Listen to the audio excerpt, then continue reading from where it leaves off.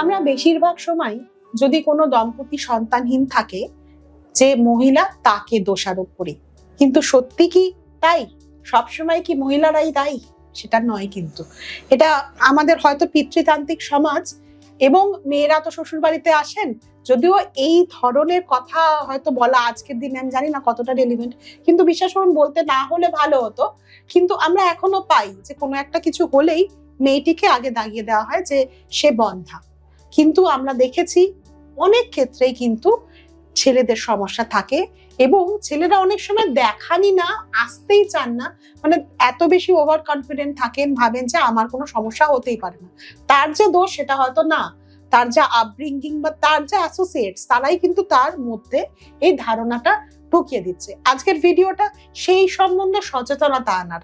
আপনারাও যারা শুনছেন, আপনাদের আশেপাশেও হয়তো এরকম কাপলস অনেক আছেন যাদেরকে হয়তো মেয়েদেরকেই দোষ করা দেওয়া হচ্ছে, ছেলেটি হয়তো টেস্ট করছে না, ছেলেটিরও কিন্তু টেস্ট করা একদম ইকুয়ালি জরুরি, দরকার, একদম দরকার। এবং এমন কন্ডিশন আছে যে হাজবেন্ড ওয়াইফ রিলেশনে কোনো অসুবিধা হচ্ছে না, তার সিমেন প্রোডাকশনে কোনো অসুবিধা নেই, কিন্তু সিমেনের স্পার্ম নেই, যেটাকে আমরা বলি অ্যাজোস্পার্মিয়া। এটা একবার টেস্ট করেই আমরা শিওর হই না, আমরা সাধারণত দুবার টেস্ট করি, অ্যাটলিস্ট 3 থেকে 4 সপ্তাহ পর আরেকবার টেস্ট করলে ভালো হয়, এবং একটা অবশ্যই ভালো ল্যাব থেকে এবং ঠিকঠাক মানে তাকে ভালোভাবে জায়গাটায় গিয়ে যাতে তিনি তার কমফোর্ট লেভেলে দিতে পারেন স্যাম্পলটা, সেই সব ব্যবস্থা করে নিয়ে যদি আমরা করি সবচেয়ে ভালো হয়। তো এই অ্যাজোস্পার্মিয়া, যেটাতে কিনা সিমেনে স্পার্ম পাওয়া যায় না, সেটা কিন্তু একটা জেনেটিক ব্যাকগ্রাউন্ডও থাকে, এবং সেই জন্য অ্যাজোস্পার্মিয়া পেশেন্টদেরকে আমরা জেনেটিক কাউন্সিলরের কাছে পাঠাই, জেনে নিতে চাই কি কি অসুবিধা হতে পারে, জেনেটিক কিছু টেস্টও করানো হয়।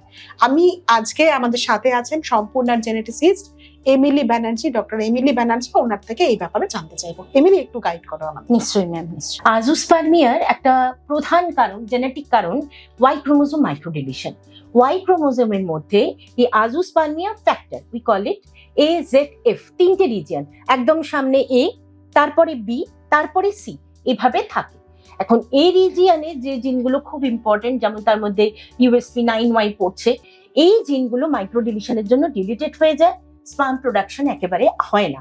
এবং আমরা এই ধরনের ব্যক্তি যদি AZF এই রিজিয়নে পাই মাইক্রোডিলিশন, সেই ক্ষেত্রে আমরা যদি আমরা চেষ্টা করি যে টেসা করে কোনোভাবে স্পার্ম কালেক্ট করব, সেখানেও কিন্তু পাবো না সিমেনে কোনো স্পার্ম, সেখানে শুধুমাত্র সাটোরি সেল পাওয়া যাবে, আর কিছু পাওয়া যাবে না। সেম যদি আমরা বি রিজিয়নে মাইক্রোডিলিশন আইডেন্টিফাই করি, সেক্ষেত্রে শুধুমাত্র সি রিজিয়নে কিছু কিছু ক্ষেত্রে টেসি করে হয়তো পাওয়া যেতে পারে, এবং আমরা সেটাকে ফ্রিজ করতে পারি।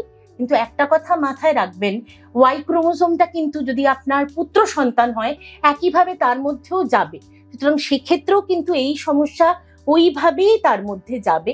সুতরাং সেই দিকটা ভাবনা চিন্তা করে সমস্ত কি কি হতে পারে, আমাদের কাউন্সেলিং এর একটা মূল কথা হচ্ছে দুটো দিক আপনাদেরকে দেখানো, ভালো হলে কি, খারাপ হলে কি। শুধু ভালোটা বলবো আর খারাপ কি কি হতে পারে সেটা বলবো না, তাহলে আপনি নিজের ডিসিশন নিজে নিতে পারবেন না। সেই জায়গাটায় আপনাদের নিয়ে যাওয়াটা আমাদের কাজ, সেটা অবশ্যই করব।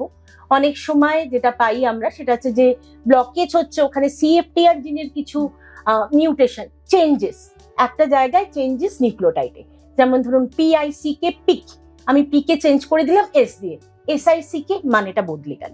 এইরকম কিন্তু জিনেও হয়।